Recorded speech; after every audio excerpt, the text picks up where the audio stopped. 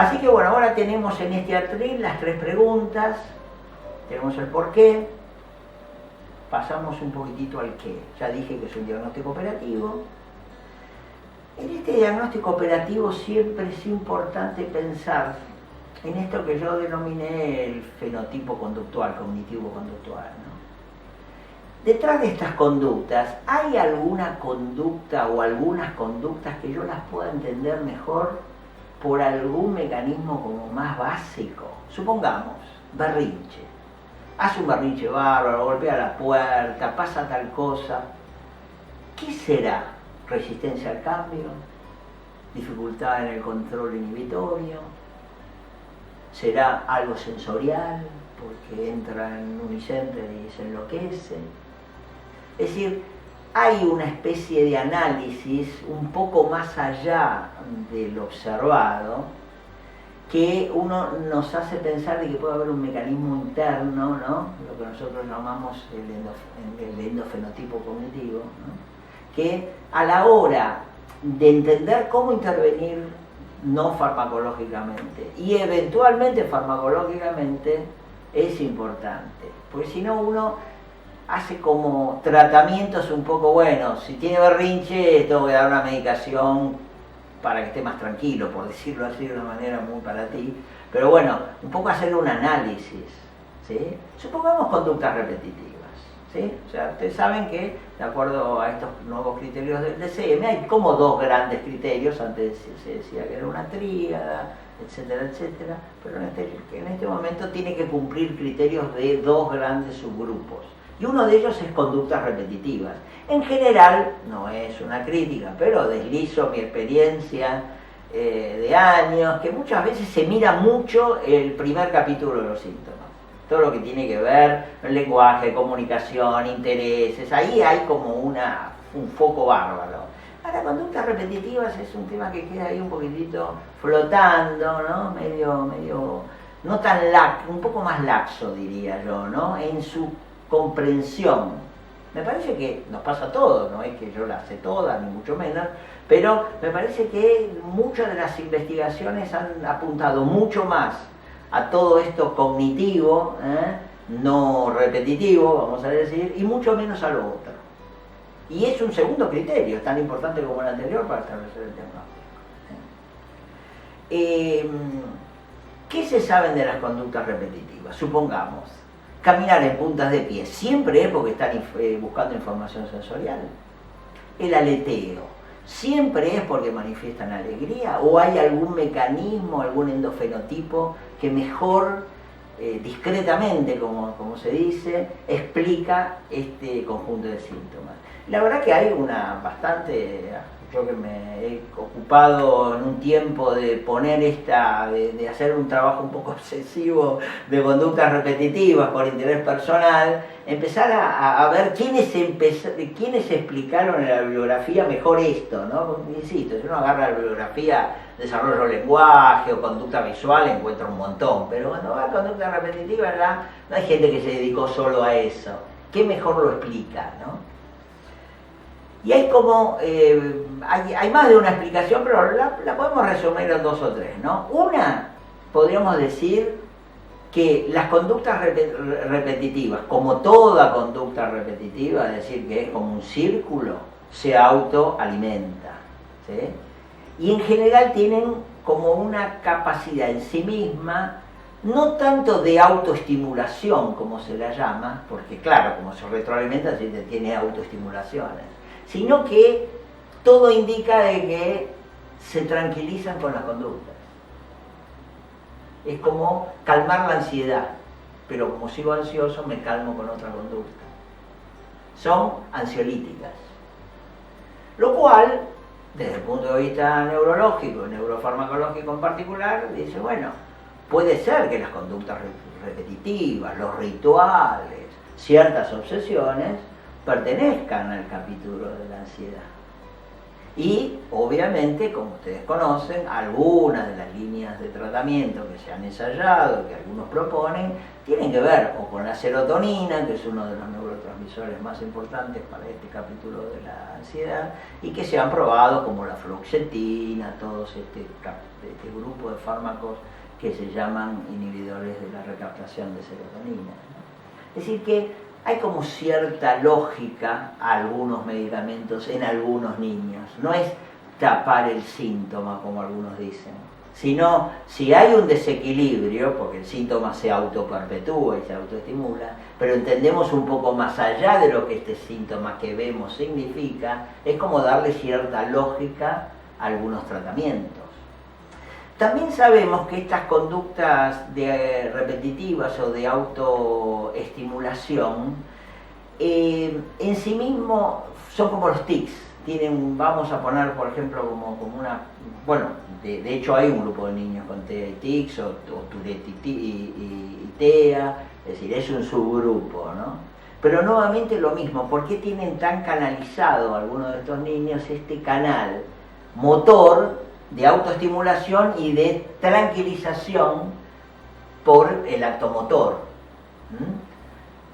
Poniéndolo en pocas palabras para ser claro, lo que antecede a la acción, que sería lo que yo hago, se produce por un fenómeno interno que lo motoriza. Lo puedo poner de una manera todavía más simple. Me rasco. ¿Me rasco porque me rasco o porque me pica? El que me pica sería la ansiedad o la obsesión. Y el rascarme es lo que veo.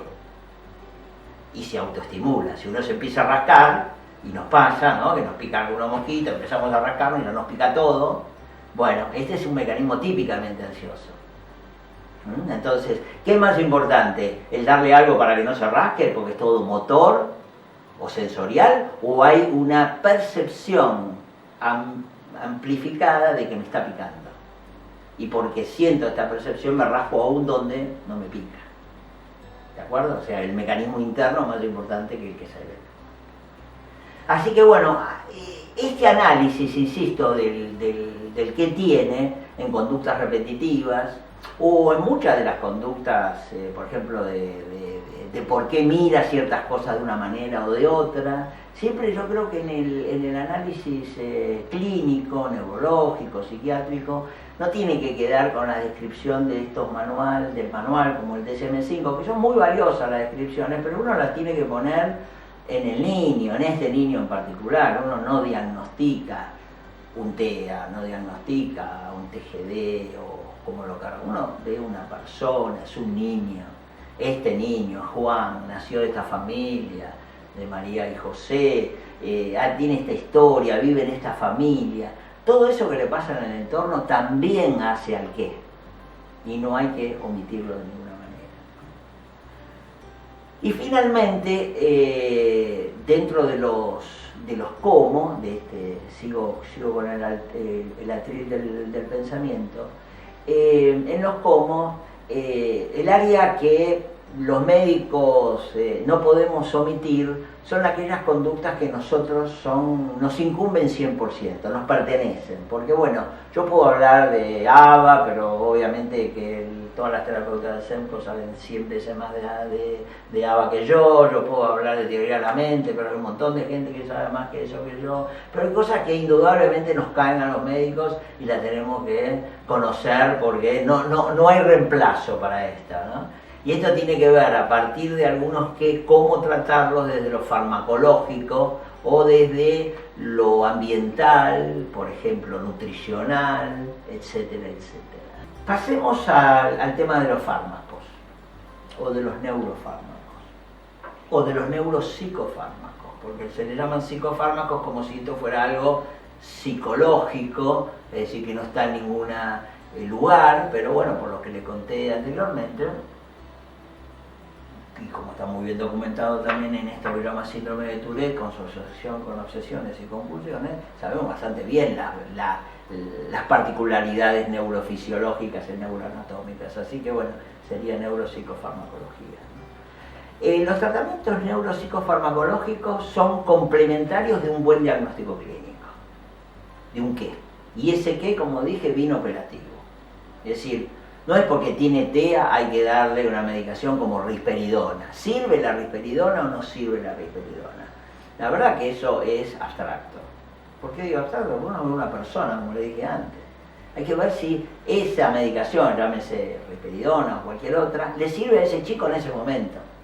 En este contexto terapéutico de este dispositivo que tiene armado. Por eso digo, porque si no pareciera que los medicamentos son universales y atemporales, sirven siempre para cualquier momento. No. Lamentablemente, si supiéramos que hubiera una causa y la pudiéramos eliminar, esto sería cierto, pero ya les dije anteriormente que no es el caso. Y es poco probable que sea el caso porque es un trastorno del neurodesarrollo. Es decir, no es una enfermedad, es un disorder, es un trastorno. Entonces, si bien todos tenemos una gran esperanza que aparezcan grandes avances terapéuticos, lo más probable es que esto no sea tan simple, por lo menos, o no sea para todos igual, ¿no? Dentro de los tratamientos neuropsicofarmacológicos, yo los dividiría en aquellos que tienen que ver con modificación de la conducta, con asociaciones frecuentes como los trastornos del sueño, con asociaciones relativamente frecuentes como la epilepsia y con conductas digamos asociadas menos frecuentes como si tiene muchos tics o tiene autoagresiones o automutilaciones, que es un grupo afortunadamente un poquitito más pequeño pero muy severo y ese nos compete. Así que bueno, vamos a empezar por el capítulo de los antiepilépticos. Bien, hay una larga historia de asociación entre autismo y epilepsia. De hecho, uno de los argumentos más fuertes que hubo después de la primera descripción de Kanner de que esto no tenía que ver con los vínculos entre la madre y el hijo como causantes, fue justamente que muchos investigadores dijeron: pero ¿cómo puede ser que una cuestión vincular haga de que un porcentaje grande de chicos tengan epilepsia? Es decir, eso apuntaba mucho al origen biológico, ¿no? Y lo que es también conocido, y que también me voy a referir, es que chicos con epilepsia desarrollan autismo. ¿Cómo puede ser que el mismo fenotipo tenga más epilepsia si no hay una causa de epilepsia, sino que la desarrolla en el tiempo? O la inversa, que tengan una epilepsia y desarrollan autismo. Así que esta unión entre autismo y epilepsia, insisto, es una descripción temprana y que en gran medida ha reflotado y extraído del tema de la díada madre-niño como la causante del autismo, ¿no? Y poniendo el foco en las causas neurobiológicas y hoy como conceptualizados en los trastornos del neurodesarrollo. ¿Sí? Vamos a poner el ejemplo de un niño que nace normal y tiene un tipo de epilepsia. ¿Sí? Esto que yo ya antes mencioné, como el síndrome de Landau-Kleffner, o un niño que tiene más precozmente una forma de epilepsia, que también se llama encefalopatía, porque conlleva deterioro, supera esta epilepsia, supongamos en gran medida o totalmente, es decir, no tiene más convulsiones, pero cuando normaliza su epilepsia y normaliza su electroencefalograma, el niño no es como era antes, sino que queda con una consecuencia en su neurodesarrollo que con criterios clínicos estrictos se diagnostica como trastorno del espectro autista. Es decir, tenemos las dos variantes, ¿sí? El primer ejemplo como prototipo es lo que se llama el síndrome de West o ipsarritmia. El síndrome de West fue descrito por su hijo, West, el doctor West, que era un médico inglés, que a fines de la década del siglo XIX escribió en una revista inglesa lo que le pasaba a su hijo, ¿no? Describió muy bien que se flexionaba, que lo hacía de una manera repetitiva, ¿no? De que lloraba, que parecían cólicos, pero que bueno, esta sucesión de episodios que venían como en salvas, ¿no? Que al principio decían que eran cólicos o algún dolor, alguna molestia digestiva. Con el correr del tiempo se tradujo en un deterioro neurológico y una secuela cognitiva y conductual que hoy denominaríamos una forma de autismo muy severo o encapsulado. Es decir, esa es una línea de decir, bueno, ¿qué le pasa a un cerebro con una perturbación en el funcionamiento severa que termina con un fenotipo conductual o cognitivo-conductual del TEA? Entender cómo la epilepsia nos lleva al TEA es entender un poco los TEA que nos llevan a la epilepsia. Es decir, esa es un poco la línea de investigación de algunos grupos, tomar estos casos como particularmente que nos aclaren el pensamiento. Hay algo que en esto del desarrollo nos dice que hay como etapas sensibles del sistema nervioso, en el cual hay funciones que están emergiendo en ese momento, y en el cual si se encuentran perturbadas significativamente en ese momento, como que el deterioro puede ser muy significativo, ¿no? Sería como si un avión tiene un problema en la etapa de despegue, es más severo que si tiene algo igual, un motor cuando está en velocidad crucero, porque está en velocidad crucero puede planear, bueno, no soy aviador, estimo, pero digo, es simplemente como una metáfora, ¿no? Así. Y uno de los temas más importantes de las encefalopatías epilépticas es eso, ¿no? Que toma el sistema nervioso en una etapa de desarrollo muy sensible. Sabiendo, por ejemplo, que un 30% de los niños con TEA, el perímetro cefálico es más grande que el de los que no tienen TEA, este concepto de la megalencefalia, o cerebro grande. ¿Qué nos dice? Que en esa etapa del desarrollo madurativo, que justamente coincide con muchas de estas encefalopatías, es decir, después del año o alrededor del año, el cerebro como que no termina de conectarse apropiadamente y quedan como fibras que están allí redundantemente. Hay como una superconectividad, por eso tiene un cerebro grande, pero no está bien conectado. Es decir, si hay una anoxa, como una encefalopatía epiléptica, que ataca el cerebro durante los primeros, la segunda mitad del año y en adelante, y afecta este desarrollo cerebral, perturba como aspectos muy esenciales que se están dando en ese momento. Así como dije que una hipoacusia o una ambliopía, ceguera, hay que detectarla precozmente, ahora decimos que una encefalopatía un poco más tardía también puede dar un fenotipo parecido.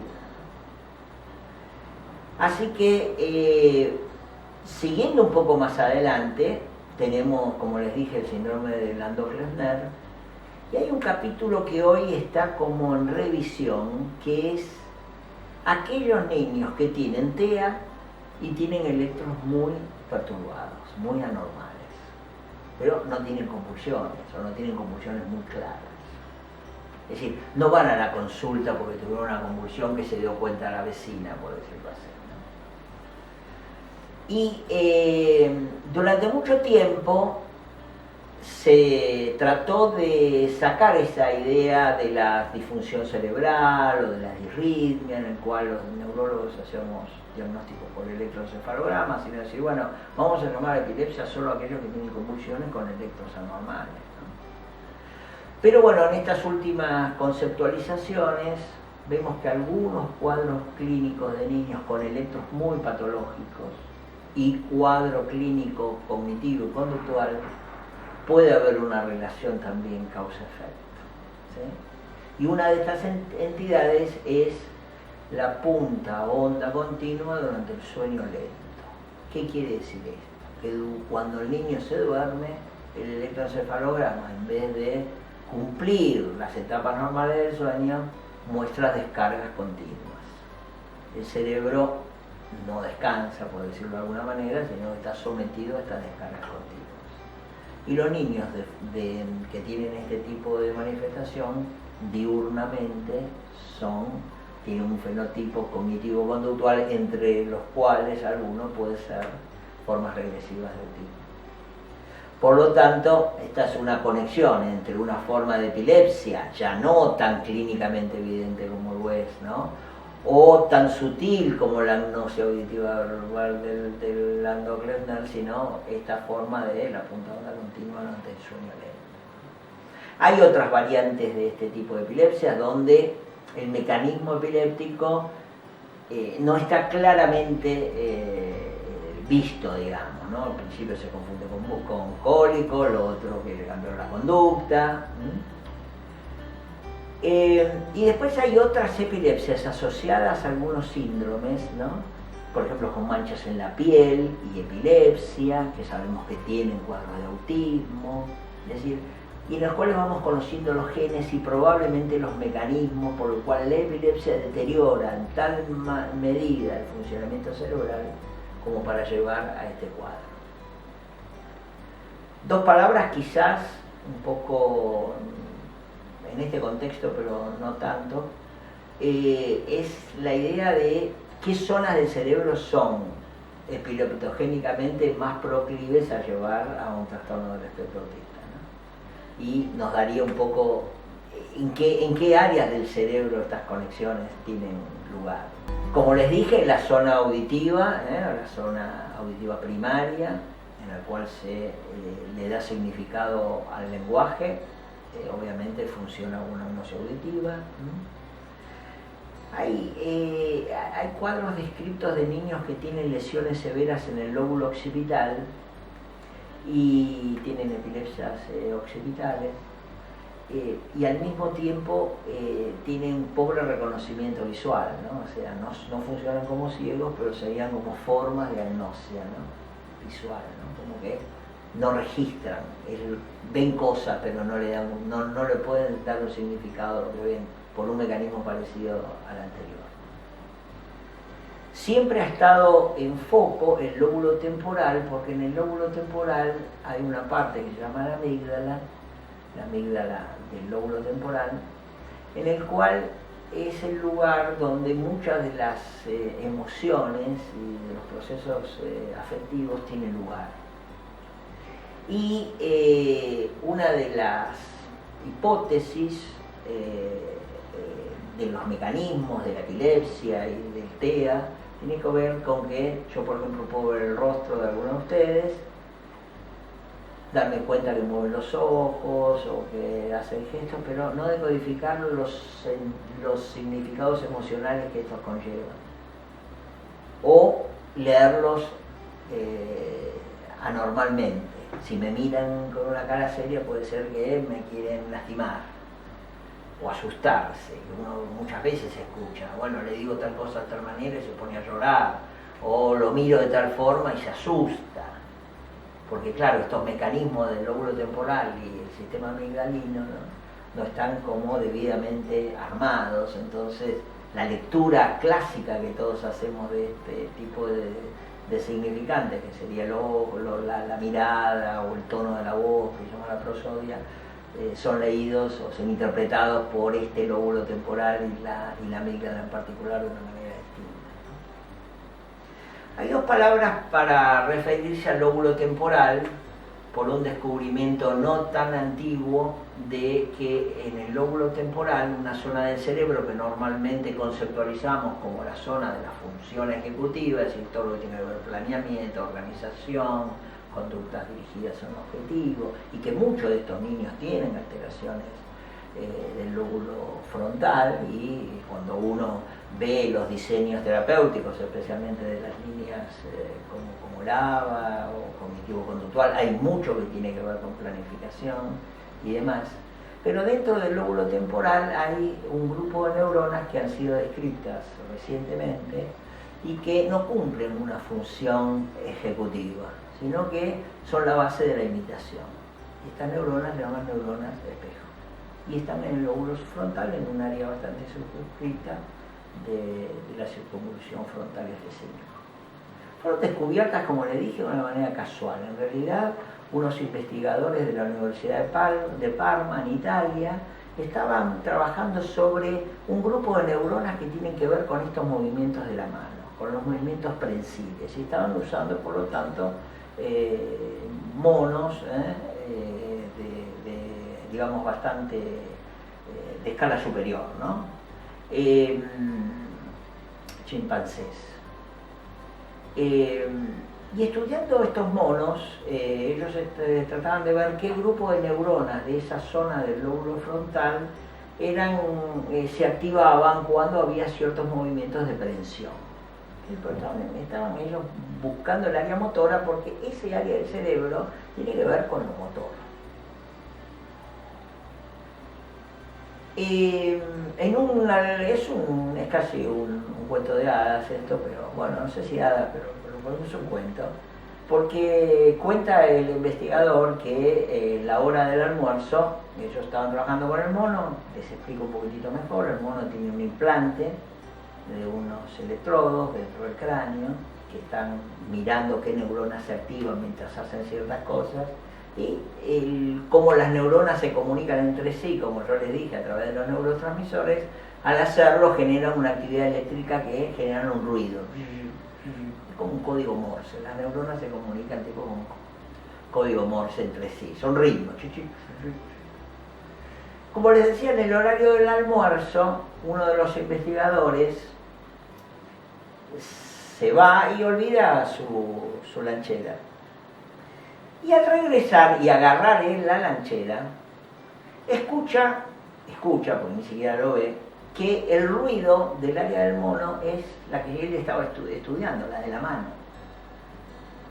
Obviamente que no tenía mucho apetito, se ve, o el sándwich no era bueno, porque empezó a prestar atención. Y al tomar el objeto, la lanchera, el mono, que no había almorzado, activaba las mismas zonas como si él estuviera agarrando la lanchera para comer el mono. Por eso le llaman neuronas espejo. Es decir, nosotros tenemos en el lóbulo frontal un grupo de neuronas que especulan los actos de los demás. Si alguien se agarra los dedos, yo puedo decir ¡ay! Pero porque tengo el mismo sistema de neuronas espejo. O si estoy viendo un partido de fútbol y como nos ha pasado a todos en el Mundial con Higuaín, iba a patear y la iba a meter, pateamos y la metía y la tiró. Bueno, es un chiste, pero digo, todo esto nos genera que nosotros, nuestro cerebro, puede imitar, porque tenemos un sistema de registro simultáneo online que se llama neuronas espejo. Y sabemos que la imitación, algo que es bastante dificultoso, muchos niños del espectro, está seriamente comprometido porque es todo la base del aprendizaje procedural, que son muchos de los diseños terapéuticos tienen que ver con esto.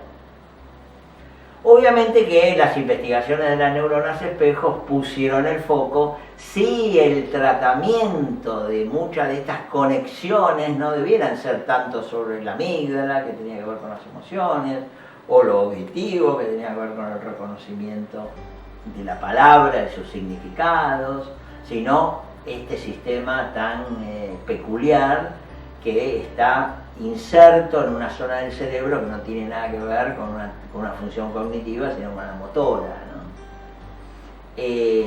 Lamentablemente, activar el sistema selectivamente de las neuronas espejos no es algo simple, no es algo entendible como lo podemos hacer, pero bueno, hay gente que sigue trabajando, por decirlo así, con esta hipótesis de tratamiento, pero con la certeza de que las neuronas espejo están no en espejo, neuronas espejo, bueno, son en espejo, sino que funcionan para especular. Lo digo porque muchas veces se dice neuronas en espejo y es un error semántico. Tenemos como todas estas zonas: el lóbulo temporal, el lóbulo frontal, el lóbulo occipital y dos palabras del cerebelo.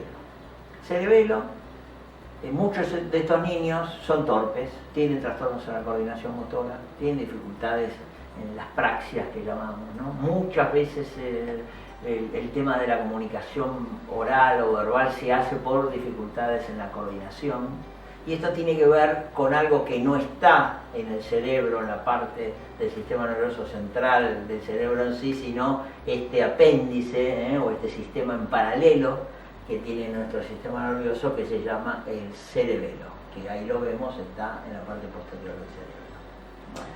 Bien, así que tenemos ahora un nuevo participante del sistema nervioso central, pero no de la corteza cerebral, que es el cerebelo, ¿sí? Como estábamos antes hablando de las epilepsias que pueden llevar a autismo, o autismo que se asocia con esta forma de epilepsia que yo les acabo de mencionar, hay sin embargo un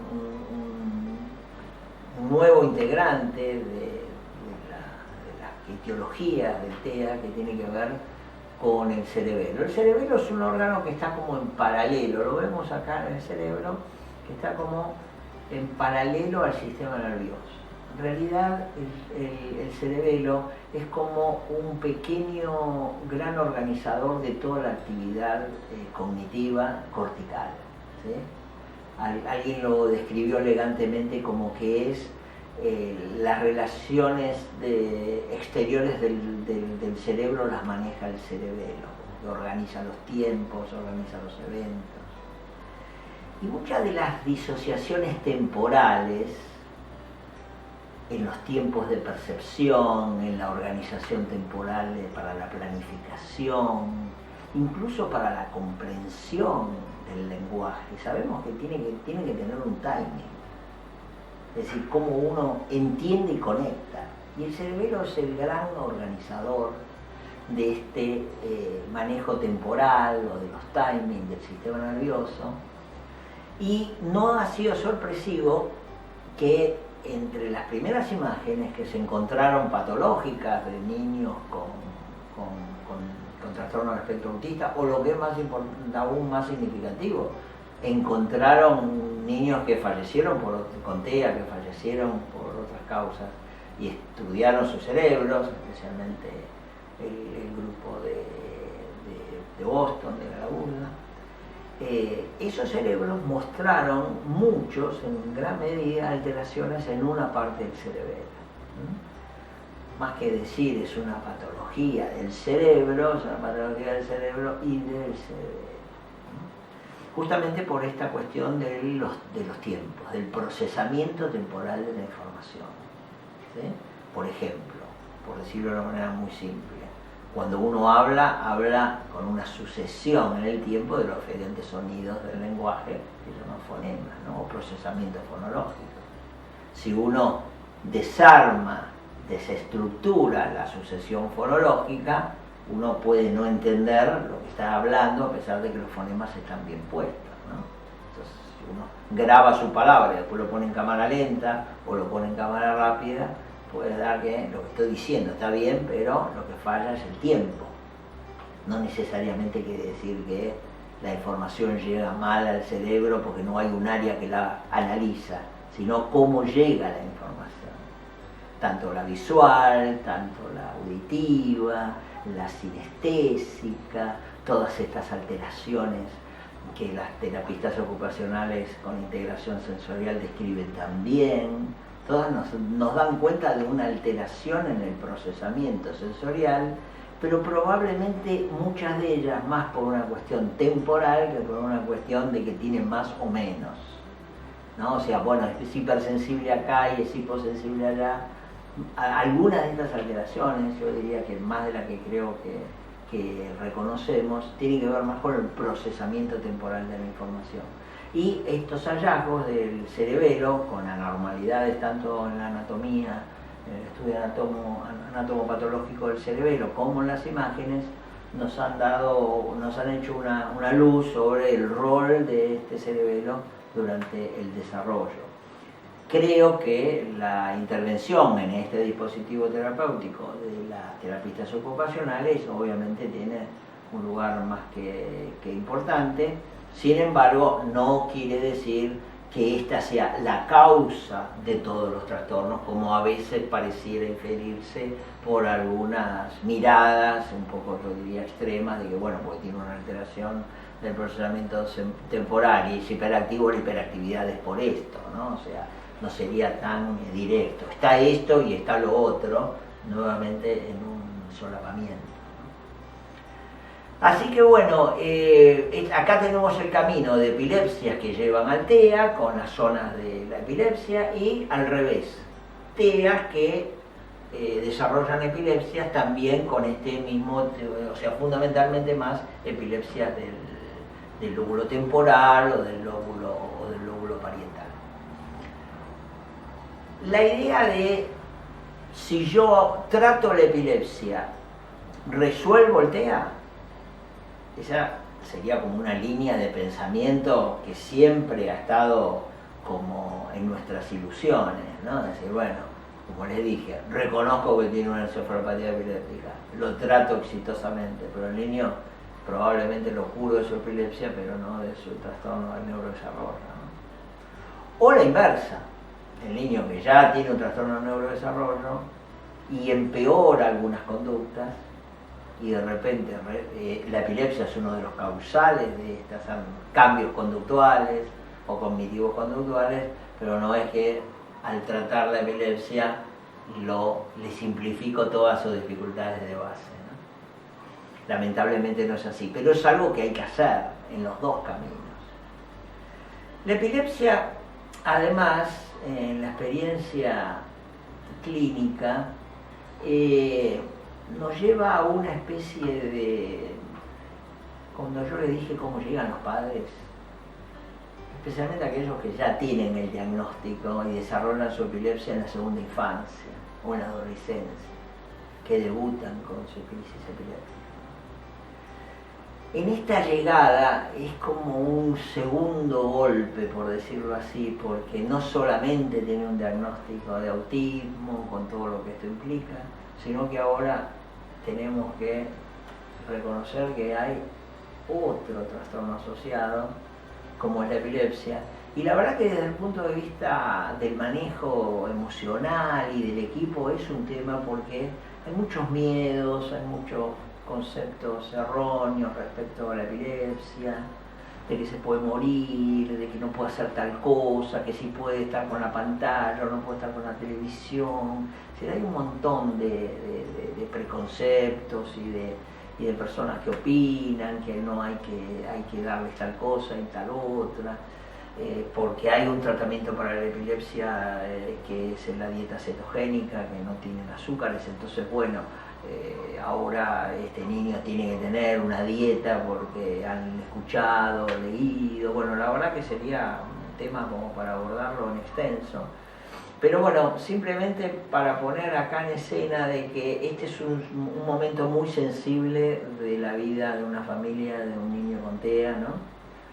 Porque si hasta ahí los medicamentos eran opcionales, por decirlo de alguna manera, porque no eran medicamentos que iban a cambiar radicalmente la historia.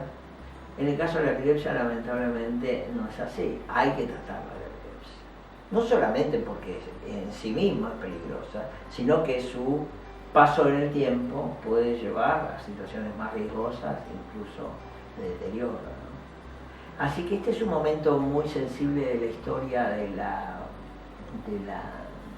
familia, que a veces llega porque tuvo una convulsión, como les decía antes, y hay como una especie de triángulo de las Bermudas, que la verdad que es un tema que a mí en los últimos tiempos me ha hecho nuevamente rever el tema, ¿no? No sé si ustedes conocen, bueno, yo hice mucha investigación en el exterior y lo que se hacía, lo que hacíamos de neurofarmacología, ¿verdad? Entonces lo que hacíamos era investigar como una feta de cerebro, ¿no? De un animal de experimentación, generalmente un ratón. Y entonces después uno de esos hallazgos trataba de verlos qué significado podían tener en la vida real de las personas, ¿no? Se dice, el investigador está sentado en un taburete que se llama bench, ¿no? Que sería como esa sillita donde mira con el microscopio. Entonces dice, from the bench from the bench to the bedside, quiere decir desde el taburete a la cama del paciente o a la clínica, y de la clínica al taburete, from the bedside to the bench, ¿no? Es una expresión muy utilizada en la investigación clínica, ¿no? Es decir, que lo que uno descubre lo tiene que ir a ver en la vida real, y después de la vida real verlo otra vez en la investigación a ver qué está pasando, ¿no? Hacer como este ejercicio, ¿no? Cómo estoy viendo lo que está pasando, cómo lo puedo ver acá. Y en este tema del triángulo de las Bermudas es niños que vienen a la consulta con TEA porque tienen una convulsión, que sería un escenario. Segundo escenario es un niño que en el curso del diagnóstico de TEA encuentra un electro epiléptico, pero no tuvo convulsiones. Sería el otro vértice del triángulo.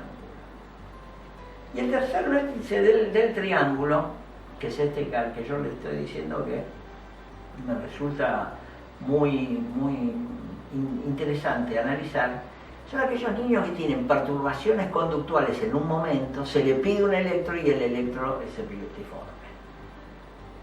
Es decir, no llegan a la consulta porque tienen dudas del diagnóstico, ya lo vieron, ya le hicieron un electro, le hicieron una tomografía, lo vieron en el doctor A, B, pero de repente empiezan con conductas disruptivas o autoagresiones o berrinches muy severos, cambios en el estado de ánimo, ¿no? O sea, de repente pequeñas cosas disparan, digamos, conductas agresivas, autoheteroagresivas, etcétera, etcétera. Un montón de perturbaciones que de repente vaya al neurólogo a ver, o al psiquiatra, y de repente, bueno, el psiquiatra lo va a enfocar más desde el punto de vista del síntoma conductual. Y quizás pide un estudio de sueño, y los neurólogos casi seguro pediríamos un electroencefalograma, y nos podemos encontrar con un escenario con que tiene un electro altamente patológico. Y entonces eso de from the bench to the bedside, ¿no? O sea, que tenga convulsiones y tenga un electro anormal, me establece la relación causa-efecto, indudable. Tuvo una convulsión, tiene un electro epiléptico, uno causa la otra. Pero ahora tenemos otra diada. Tenemos un electro epiléptico y tenemos una conducta anormal. Entonces, este tema de qué conductas anormales podrían ser de origen epileptogénico. Es como un campo. La última clasificación de la Liga Internacional contra la Epilepsia incluye un concepto que son las convulsiones o la epilepsia cognitiva o discognitiva. Es decir, no solamente las convulsiones pueden tener crisis, pero también pueden tener alteraciones cognitivas, perceptuales, del tiempo, de la realidad, de las emociones. O sea, uno dice, bueno, sí, parece una conducta más bipolar porque pasa de la euforia a la tranquilidad, pero bueno, muchos de estos niños pasan de estar bien a explotar, conductas explosivas intermitentes que llamamos. Y nuevamente vuelvo al concepto de si estos niños, porque he visto varios que tienen anormalidades en la conducta con electros muy anormales. ¿Qué trato, la conducta o el mecanismo epileptogénico? La verdad que si uno quiere back to the bench, diciendo, no es que está tan claramente establecido. Un epileptólogo clásico diría no tiene nada que ver con la epilepsia, y investigadores que se preguntan con más dudas esto, dirían que hay que ver, puede ser que sí, ¿sí? El último año, o el anterior, pero bueno, hace pocos meses de todas formas, vino la jefa de neurología del Hospital de Niños de Boston, que la verdad nos sorprendió mucho. Vivía el doctor Felgerman, a quien recordamos todos como un gran maestro de la epilepsia, y ella hizo esta aseveración, que si clínicamente un niño con trastorno del espectro autista tiene un electro nítidamente epiléptico y hay una posibilidad de relación, hay que tratarlo. A lo cual el doctor Felgerman asintió contra lo que era, insisto, clásicamente 5 o 10 años atrás. Así que bueno, se abre un capítulo, un poco peligroso diría, si uno vuelve al concepto de que hay que hacerle electros a todos y si tiene alguna anormalidad le tengo que dar un remedio para la epilepsia. Ojalá que no volvamos a eso.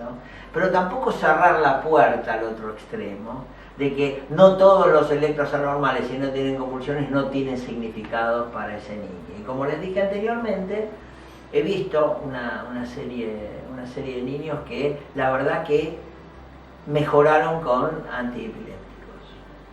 Dicho sea de paso, mejoraron con antiepilépticos que en la práctica psiquiátrica son moduladores del estado de ánimo, como el ácido valproico o la lamotrigina, que nosotros los epileptólogos lo usamos antes que los psiquiatras. Entonces uno no sabe si está tratando la epilepsia o la modulación del estado de ánimo.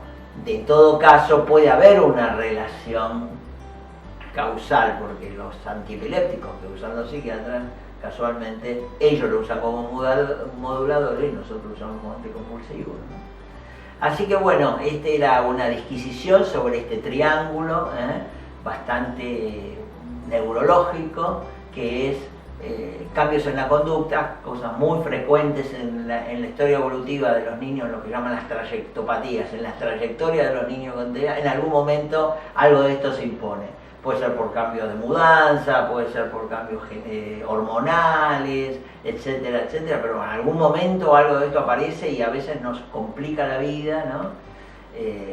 Cómo entenderlos. Y hay un grupito que puede mejorar con estos tratamientos anticonvulsivos.